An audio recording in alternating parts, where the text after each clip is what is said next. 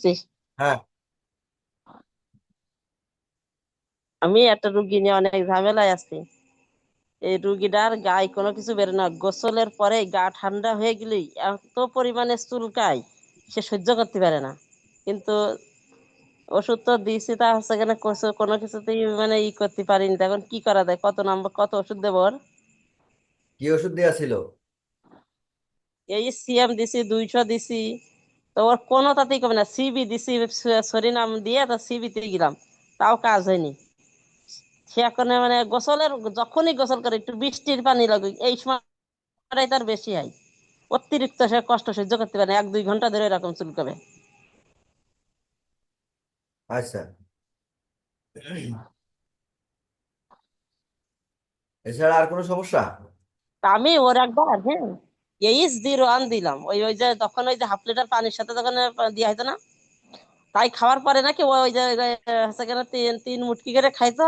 তখন কাছে একটু কম ছিল, তাছাড়া আর কোনোদিন কমিনি, এত ওষুধ দিছে না। আচ্ছা। কাছে আমার ওই ওষুধটা দিলে না, এই যে বোতলে ঝাঁকাই ঝাঁকাই খেতাম, ওই খাইয়ে আমার মেলা কমিয়ে গেল। তা আমি কি আবার কি 0 দেবো? হ্যাঁ, অন্য কোনো মেডিসিন দেবো? 01ই দাও, আর টিউবারকুলিনাম এক ডোজ দাও।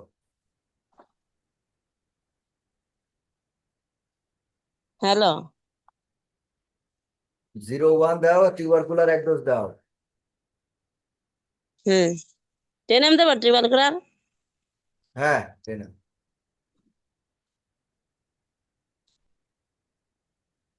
জেনেমি হোক, সমস্যা নেই। হুম। আর এই যে রাইট ওভারিতে, হ্যাঁ, মহিলাদের যে সিস্ট হচ্ছে, এর জন্য কি চিকিৎসা দেবো? কি কিসের থেকে শুরু করবো? এর প্রথম কত হাইড্রো নাম্বার 28 থেকে থেকে। শুরু করব? হাইড্রো 28 থেকে শুরু। হ্যাঁ। হাইড্রোফোবিনাম 28 আচ্ছা। থেকে শুরু। আচ্ছা, ঠিক আছে। হুম।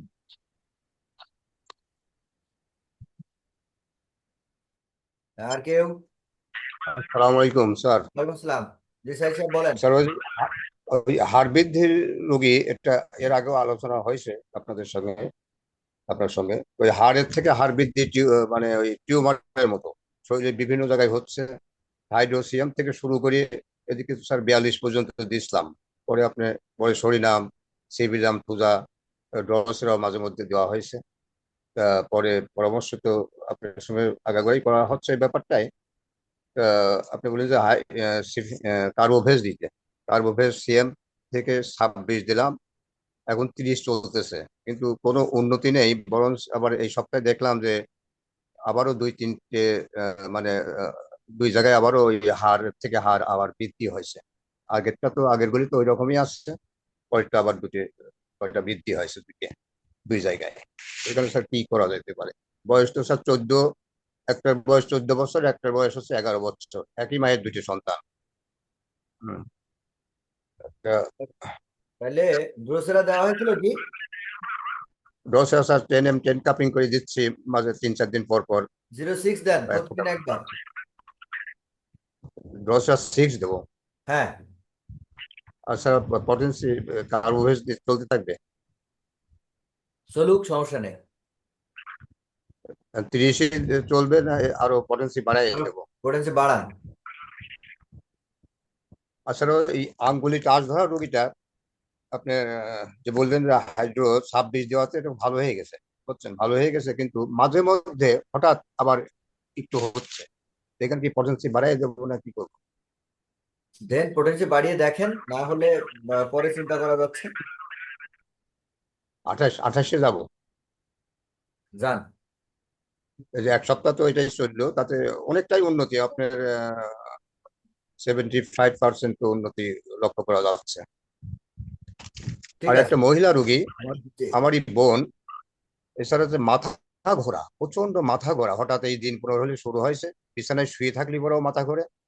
আর কোনো কাজ কাম করতে তো পারতেইস না, কাজ কাম করতে গেলে তো প্রচন্ড মাথা ঘোরা। একা চলতে পারে না, ওয়াল টোয়াল ধরি কোনো রকম চলাফেরা করতেছে। প্রেশার হাই ছিল, বর্তমান অ্যালোপ্যাথি, আগে তো ঢাকাতে অ্যালোপ্যাথি ট্রিটমেন্ট করি মোটামুটি ওই প্রেশারটা স্বাভাবিক হয়েছে। থাইরয়েড, ডায়াবেটিস এইসব চেক আপ টেক আপ করি, কোনো কিছুই পাই নাই। দেখেছে যে রক্ত, বলেছে যে রক্ত কম এবং পানির শূন্যতা ধরা পড়েছে। লিভারটা একটু ফ্যাটি লিভার, ক্রমে মোটা হয়ে যাচ্ছে। তো এই রোগীটার আমি অনেক আগে ছানি পড়ার জন্য আমি চিকিৎসা করেছিলাম। আমারই বোন 38-40 পর্যন্ত দিয়েছি, ড্রপও দিতাম, এবং ওই সরিনাম দিয়ে আপনার সব সাইকেলটা ঘোরা হয়েছে প্রায় 7 মাস আগে থেকে। তো এখন এর এই প্রচন্ড এই মাথা ঘোরা, এর জন্য স্যার কি দেওয়া যেতে পারে? সরিনাম 1M দেন। সরিনাম হ্যাঁ, সরিনাম 1M। শুধু একটাই দেবো ওষুধ? জি জি, একটা। পাঠাতে হবে তো ঢাকাতে? জি স্যার। একটাই দেন। আচ্ছা, সরিনাম 1M।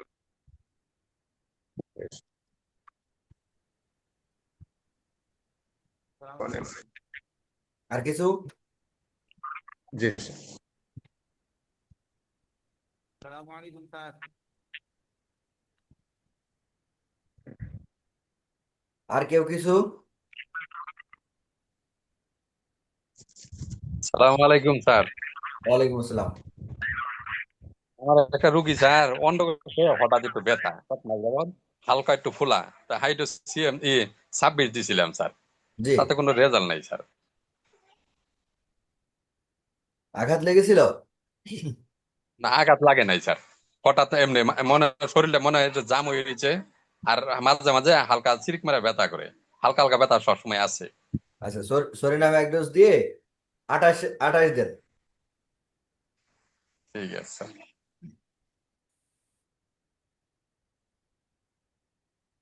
আর কেউ কিছু? সালাম আলাইকুম স্যার।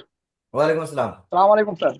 ওয়ালাইকুম আসসালাম, স্যার ওই আমিনুল যে ইসলাম, বলেন। পি স্যার পিভিএস, এটার তো স্যার ওই যে মানে ওষুধগুলা কি কি আছে স্যার এখানে? শুধু থুজা আর হচ্ছে সরিনাম।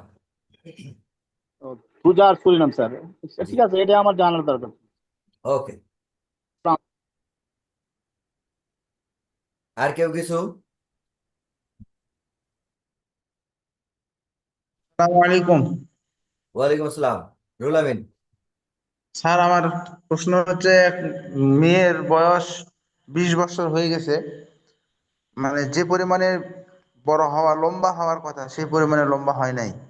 মা লম্বা, বাবা লম্বা, ফ্যামিলি সবাই লম্বা, শুধু মেয়েটা একটু খাটো। তো এখন রিয়াল হোমিওর ওষুধ খেতে যাচ্ছে। এখন কি এই কেসটা কি হাতে নেওয়া যাবে লম্বা হওয়ার না, জন্য? হবে না। হয় না? না।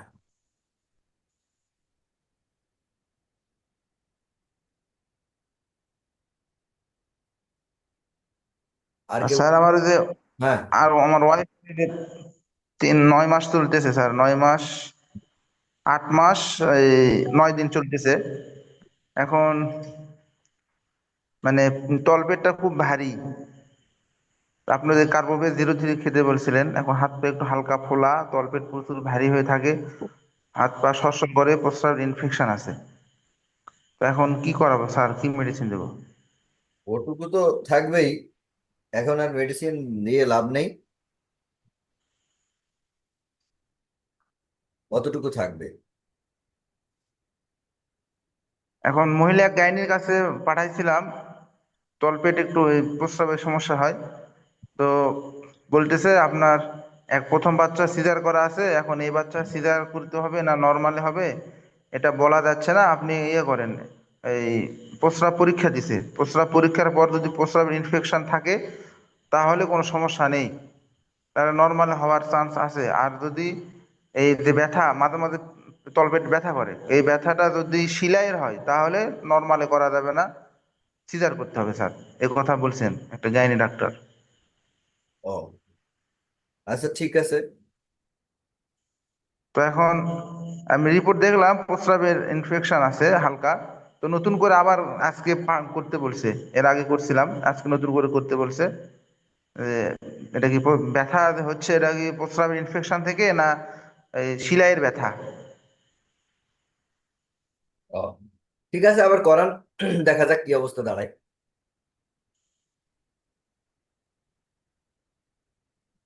জি স্যার। এমনি কি আর কোনো মেডিসিন কি চলবে না, ওই কার্বোভেজই খাবি স্যার? না, কারো হয়েছে থাকবে, অন্য কোনো মেডিসিনে যাওয়ার দরকার নেই এখন।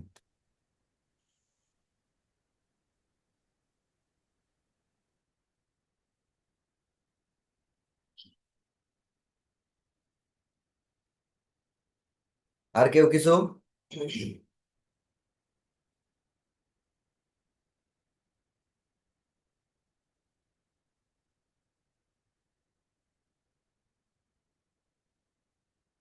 আর কারো কিছু বলার আছে কিনা?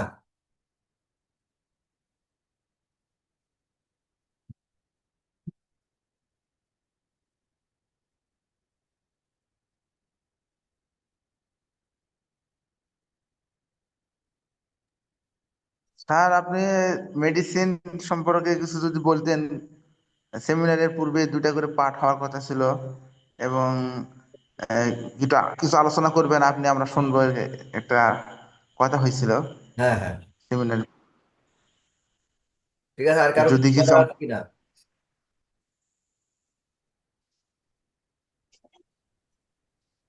হ্যাঁ, তনু,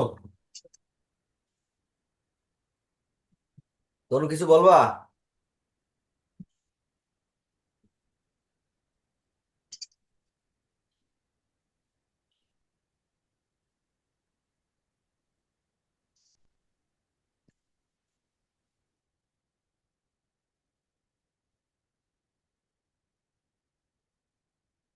আচ্ছা, যদি কারো কিছু বলার না থাকে তাহলে আমি একটা ছোট্ট আলোচনা করি।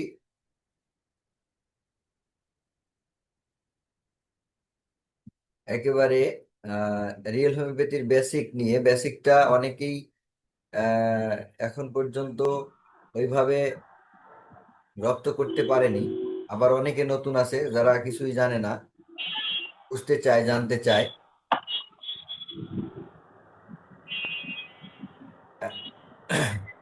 আচ্ছা, কারো কিছু বলার থাকলে হাত তুলবেন, হ্যাঁ। আমরা প্রথমেই রুগী আসলে যেটা করি সেইটার উপরেই আজকে কথা বলবো। বিষয়টা হচ্ছে কেস টেকিং। আমরা সবাই জানি রিয়েল হোমিওপ্যাথিতে কেস টেকিং, ABC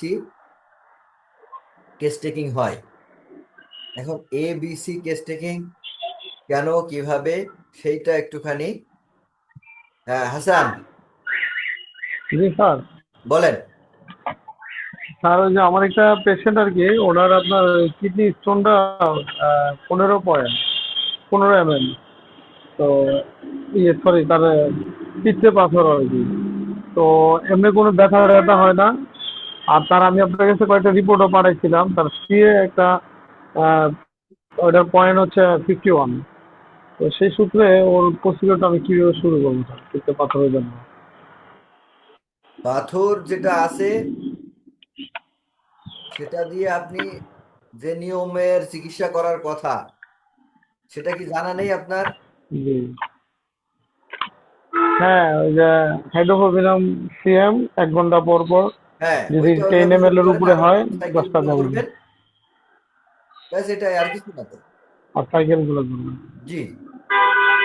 জি স্যার, তাহলে এটা না, যেহেতু তার আবার ওই কিডনিতে একটা আছে আপনার, এক ধরনের পানির টিউমার টাইপের। তো কোনো আমি কোনো ভাবছি যে সমস্যা আবার নেই, ওটা আপনি 28 দিয়ে আপনি শুরু করবো। CMD শুরু করেন, আস্তে আস্তে ওটা ঠিক হয়ে যাবে। ঠিক আছে স্যার, জি। হুম, আসসালামু আলাইকুম। ভালো ছিল।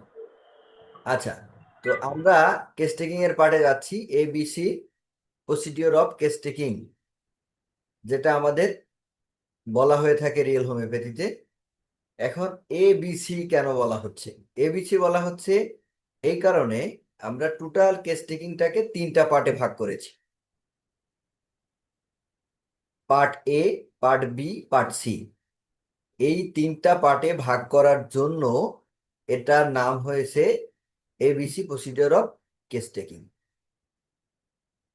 তো এখন এ পার্টে কি থাকবে?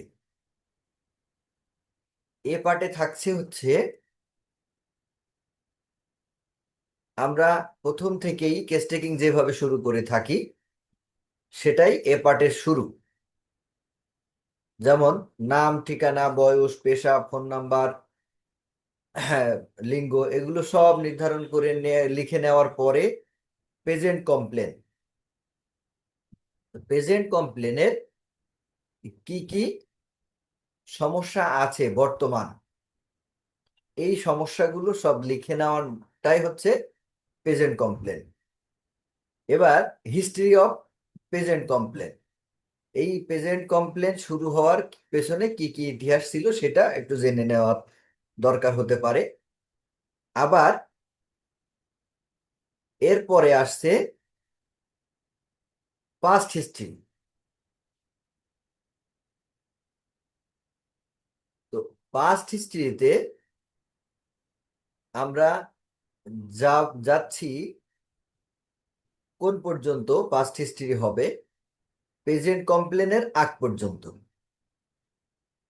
ছোট থেকে এই প্রেজেন্ট কমপ্লেন শুরু হওয়ার আগ পর্যন্ত তার পাস্ট হিস্ট্রি। এই পাস্ট হিস্ট্রিটা নেওয়ার পরে পরের ধাপটা হচ্ছে ট্রিটমেন্ট অফ পাস্ট হিস্ট্রি। যদি যে সমস্ত সমস্যা নিয়ে আমাদের কাছে এসছে, ইতিপূর্বে যদি কোনো রোগীর সমস্যা থেকে থাকে এবং সেই সমস্যা সমাধানের জন্য রোগী কি কি ধরনের ট্রিটমেন্ট করেছে, সেই বিষয়গুলো আমাদের এখানে নিয়ে আসাটাই হচ্ছে ট্রিটমেন্ট অফ পাস্ট হিস্ট্রি। তাহলে পার্ট এ তে আমরা পেলাম, একটা পার্ট এ তে কয়েকটা ভাগ করি। হেডিং, তার মানে হচ্ছে হেডে কি থাকছে, নাম, ঠিকানা, বয়স, পেশা, লিঙ্গ, ফোন নাম্বার। আচ্ছা, তারপরে আসছে কি, পরের পার্টে আসছে প্রেজেন্ট কমপ্লেন। প্রেজেন্ট কমপ্লেনের পরে আসছে হিস্ট্রি অফ প্রেজেন্ট কমপ্লেন। এই প্রেজেন্ট কমপ্লেনটা শুরু কিভাবে হলো। তারপরের পার্টে আসছে পাস্ট হিস্ট্রি। তারপরের পার্টে আসছে ট্রিটমেন্ট অফ পাস্ট হিস্ট্রি। তো বর্তমান সমস্যার শুরুটা কিভাবে, অতীত ইতিহাস, তার মানে হচ্ছে অতীতে তার কোনো অসুখ বিসুখ ইত্যাদি হয়েছিল কিনা সেগুলোর বিষয়ে খোঁজ খবর নেওয়া। এরপরে পরের পার্টে আসছে তার এই অতীতের সমস্যাগুলোর জন্য কিভাবে সে চিকিৎসা গ্রহণ করেছে এবং সেই সমস্যাগুলো থেকে সে কিভাবে মুক্তি পেয়েছে। এই বিষয়গুলো হচ্ছে পার্ট এর অন্তর্ভুক্ত। পার্ট বি তে কি আসছে, ফ্যামিলি হিস্ট্রি। আচ্ছা, ফ্যামিলি হিস্ট্রিতে কে থাকবে, ফ্যামিলি হিস্ট্রিতে থাকবে বাবা, মা, দাদা, দাদি, নানা, নানি, চাচা, ফুপু, খালা, মামা। এবার প্রশ্ন আসতে পারে যে একজন বৃদ্ধ মানুষ, তার আমরা এত কিছু পাচ্ছি না, অথবা এমন একজন মানুষ যে ছোটবেলায় সবকিছু হারিয়েছে, তো সেই মানুষটাকে নিয়ে আমরা কি করব। আচ্ছা, তো যদি বৃদ্ধ হয় তাহলে তার ভাই বোন, চাচা, ফুপু, খালা, মামা এগুলোর কথা কিছু বলতে পারছে না, নানানির কথা কিছু বলতে পারছে না, দাদা দাদির কথা কিছু বলতে পারছে না, বাপ মার কথা কিছু বলতে পারছে না। তাহলে তার ভাই বোনের দিকে, আচ্ছা এমন হতে পারে যে ভাই বোনও পাওয়া যাচ্ছে না, তখন কাজটা কি হয়, যে সে একা, তার বাবা মার একমাত্র সন্তান ছিল, তো সেক্ষেত্রে আমাদের আসলে তেমন কিছু করার থাকছে না। আচ্ছা ঠিক আছে, তারপরও আমরা তাকে জিজ্ঞেস করব এবং এই কেস টেকিং করার সময় আমরা কিন্তু কথা কম বলবো, রুগী যা যা বলবে সমস্ত ওয়ার্ডগুলো, সেন্টেন্সগুলো রুগীর মতো করে রুগীর ভাষায় লিখব। আচ্ছা, এখন বলতে পারেন যে আমরা যেভাবে ট্রিটমেন্টটা করি সেখানে তো এই কেস টেকিং এর কোনো প্রয়োজন আছে বলে আমাদের মনে হয় না, তাহলে এর পেছনে পাওয়া সময় নষ্ট করে লাভ কি। আমরা যে প্রেজেন্ট কমপ্লেন লিখলাম, পাস্ট হিস্ট্রি লিখলাম, হিস্ট্রি অফ প্রেজেন্ট কমপ্লেন লিখলাম, ট্রিটমেন্ট অফ পাস্ট হিস্ট্রি লিখলাম, এগুলো দিয়ে আমরা তার ভিতরকার অবস্থা সম্পর্কে কতটুকু জানতে পাচ্ছি সেটা কি আমাদের জন্য যথেষ্ট নয়। এখন আরো একটু বলি, সেটা হচ্ছে যে আমরা যখন জানতে পাচ্ছি যে এই মানুষটা এত অসুস্থ বা তার অসুস্থতার পরিমাণ এই, তো সেই ক্ষেত্রে সে পরবর্তীতে ফলো আপের জন্য যখন আমাদের কাছে আসবে, তখন তার কাছে যখন আমরা ফলো আপ নেব, তখন দেখা যাবে রুগী তার বর্তমান সব থেকে কষ্টকর সিমটম বা লক্ষণগুলো বা কষ্টের কথাগুলো আমাদেরকে শোনাচ্ছে। তো প্রথম দিন কেস টেকিং করার সময় রুগী ধরে নেই যে আমাদের কাছে কমপ্লেন করেছিল 10টা, আজকে 10 দিন, 15 দিন, 1 সপ্তাহ বা 1 মাস পরে ফলো আপের জন্য এসে সে আমাদের কাছে কমপ্লেন করছে 3টা। বাকি যে 7টা কমপ্লেন সে প্রথম দিন করেছিল, সেই 7টা কমপ্লেনের ব্যাপারে কোনো কথাই সে আজকে বলছে না। তো তখন আমরা তার বিগত দিনের এই বলা 7টা কমপ্লেনের ব্যাপারে আমরা তাদেরকে, রুগীকে বলতে পারছি যে আপনি প্রথম দিন এইগুলো বলেছিলেন, এখন এইগুলোর কি অবস্থা। তো রুগী দেখা যাচ্ছে যে 7টার কথা বলেছিল, 7টার মধ্যে 3টা কম, 2টো নেই, আহ, একটা আছে, এরকম আহ, করে কথা বলবে। আচ্ছা, আমরা ছিলাম হচ্ছে কেস টেকিং এ পার্ট গেল, বি পার্ট গেল, এখন C part, part C. Part সিতে থাকে বেসিক ক্যারেক্টার, যেটাকে আমরা প্যাথোফিলোসফিক্যাল সাইকেল বলে থাকি বা প্যাথোফিলোসফি। প্যাথোফিলোসফিটা আসলে কি জিনিস? একটা মানুষ কোন ওষুধের মধ্যে তার মূল ক্যারেক্টার নিয়ে আছে, মূল চরিত্র নিয়ে আছে, সেইটাকে ফাইন্ড আউট করা। এবং সেইটাকে ফাইন্ড আউট করতে গেলে আমাদের কি করতে হবে?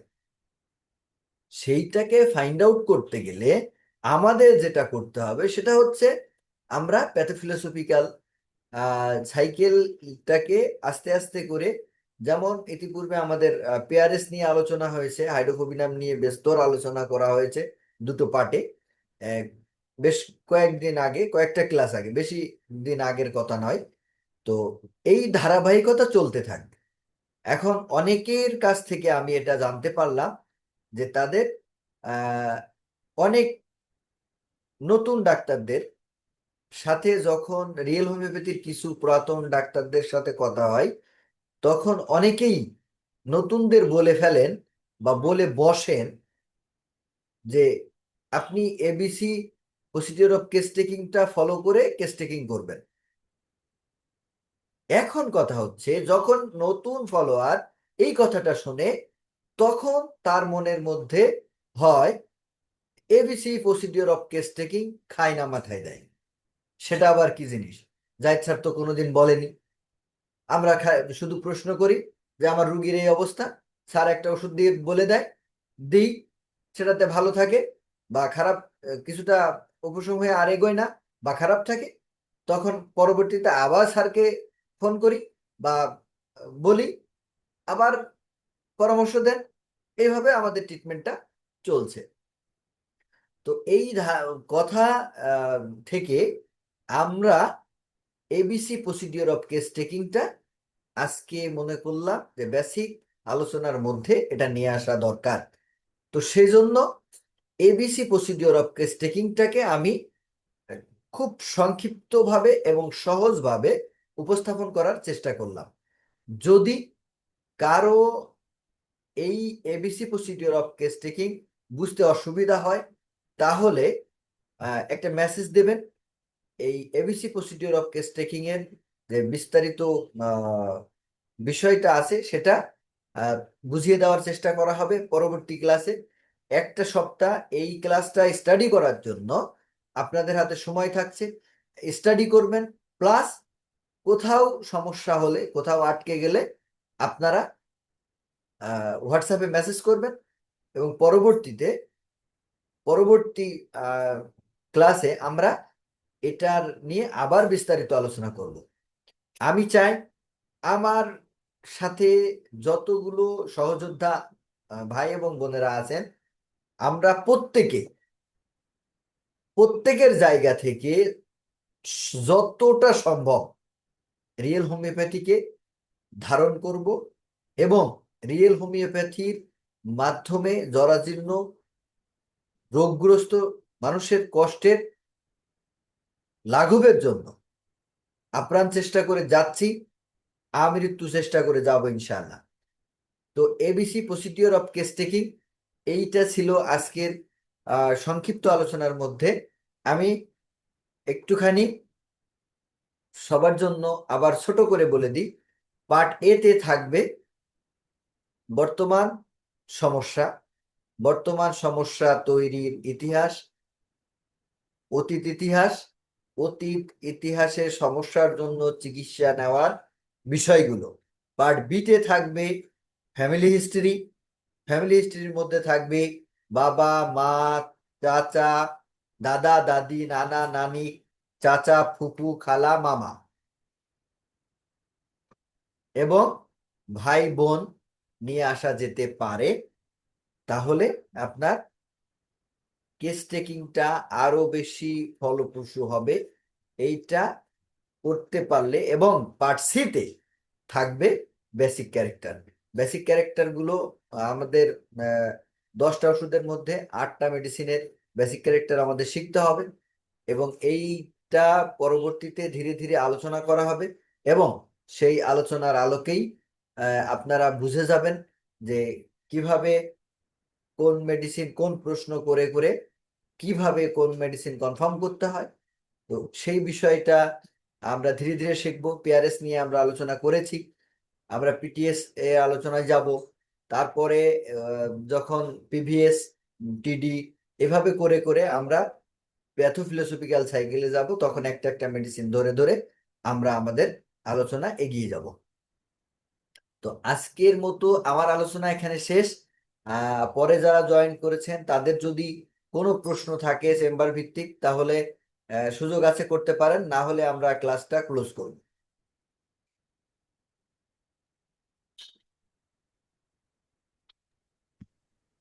স্যার জি, স্যার ওই যে আমরা কোনো সমস্যা নিয়ে যেটা আপনার মেসেজ দেবো, সেটা কি গ্রুপে না আপনার পার্সোনাল নাম্বারে? আমার পার্সোনাল নাম্বার। আর গ্রুপে তো আপনারা মেসেজ দিতে পারবেন না, গ্রুপ তো ব্লক করা থাকে। আচ্ছা ঠিক আছে, পার্সোনাল নাম্বারে। ঠিক আছে, জি, আসসালামু আলাইকুম। ওয়ালাইকুম আসসালাম। সরি ভাই, হ্যাঁ ঢুকতে দেরি হয়ে গেছে। হ্যাঁ দাদা বলেন। ভাই ওই যে একটু কি আপনার মোটামুটি 5 বছর চলছে বাচ্চাটা, আপনার ছবি দিয়েছি আমি হোয়াটসঅ্যাপে। ওই বাচ্চাটা হচ্ছে ওপেন হার্ট সার্জারি করেছিল 2 বছর বয়সে, এখন 3 বছর চলছে তার। জি, তো ওখানে আপনার একটা ছোট্ট তার দিয়েছিল, তারটা বের হয়ে আসছে, আর ওখান থেকে 2 জায়গা থেকে পুজোর মতো কিছু একটা আসছে, বের হচ্ছে। জি, মোটামুটি এই সাময়িক থেকে তার এই সমস্যা, আজকে আসছে নতুন,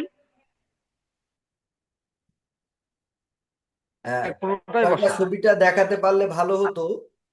তো এই ধরনের আমি ছবি, ছবিটা দিয়েছি ভাই আপনার। হ্যাঁ এই ধরনের ছবি আমরা ভিডিওতে দিলে ইউটিউব এটাকে ইয়ে করে দেয়, ভিডিও আপলোড বন্ধ করে দেয়, ডিলিট করতে বলে। এই জন্য এই ছবিটা আমি অনলাইনে দেখাতে পাচ্ছি না, তবে আপনাদের জন্য ভিডিও রেকর্ডিংটা একটু পুশ করে দেখাবো আমি এখন।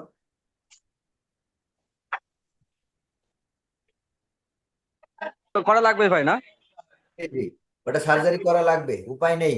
কারণ হার্ট রিলেটেড না হলে জি অন্য জায়গা হলে বলতাম ওষুধ চালাতে থাকেন, আপনার ওই তারটা বের হয়ে চলে আসবে, কিন্তু সেইটার সুযোগ জি জি জি। এখানে আমরা নেব না। যদি বাই চান্স কোনো দুর্ঘটনা ঘটে, তার দায় কে নেবে? জি ভাই, জি। জি, ঠিক ঠিক আছে ভাই, এটাই এটাই ভাই, ওকে। আচ্ছা, সবাইকে ধন্যবাদ। আজকের মতো ক্লাসটা এখানেই শেষ করছি। আগামী ক্লাসে আবার দেখা হবে ইনশাআল্লাহ। ততক্ষণ ভালো থাকবেন, নিরাপদে থাকবেন।